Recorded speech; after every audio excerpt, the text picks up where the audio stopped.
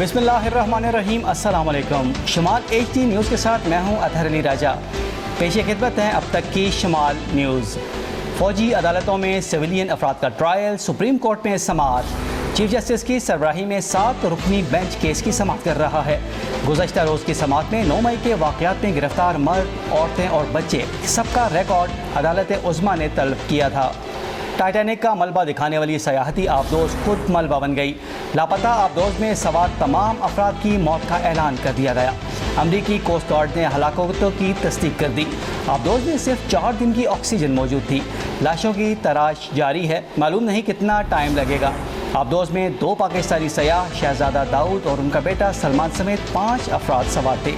एक सयाह का किराया $2.5 लाख था। इस्लामाबाद हाई कोर्ट ने शाह महमूद कुरैशी और असद उमर की उबूरी ज़मानत मंजूर कर ली। अदालत ने पुलिस को गिरफ्तारी से रोक दिया। 10 जुलाई तक पुलिस ने रिकॉर्ड तलब कर लिया। हुकूमत की काजी फ़ाइज़ ईसा की तरफदारियाँ, शहबाज शरीफ, वज़ीर आज़म के मुआविन खुसूसी इरफान कादिर का बयान के बेंच टूटने में फ़ाइज़ ईसा ने किसी को मुतनाज़िया नहीं किया। फ़ाइज़ ईसा ने 9 रुकनी बेंच पर एतराज़ात उठाए। फ़ाइज़ ईसा ने आइन को फॉलो करते हुए कानूनी बात की। इरफान कादिर ने सुप्रीम कोर्ट के 14 मई के फैसले को गलत करार दे दिया। इरफान कादिर ने खुले अल्फाज में सुप्रीम कोर्ट का मुमकिना फैसला मानने से इनकार किया। उन्होंने कहा कि खिलाफ कानून फैसले को कोई तस्लीम नहीं करेगा और ना ही कोई अमल दरामद होगा।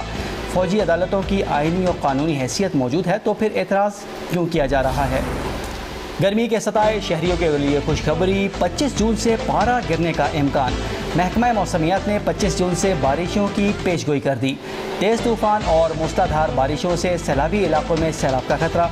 दारुल खिलाफा शहरों की पेशगी इक़दाम का मरासिला भी जारी कर दिया गया। मासेहरान में मामूली वाक़यात ने 2 नौजवानों को अब्दी नींद सुला दिया। सादिकाबाद बेदड़ा में 21 साला नौजवान एहसान को कब्रिस्तान में बैठने से मना करने पर झगड़े के दौरान गुलजमान ने, जबकि बाईपास के करीब घरेलू झगड़े पर फजल अकबर ने फायरिंग करके अब्दुल वहाब को कत्ल कर दिया। पुलिस ने मुकदमा दर्ज कर लिए, जबकि एक मुलजिम को गिरफ्तार भी कर लिया गया।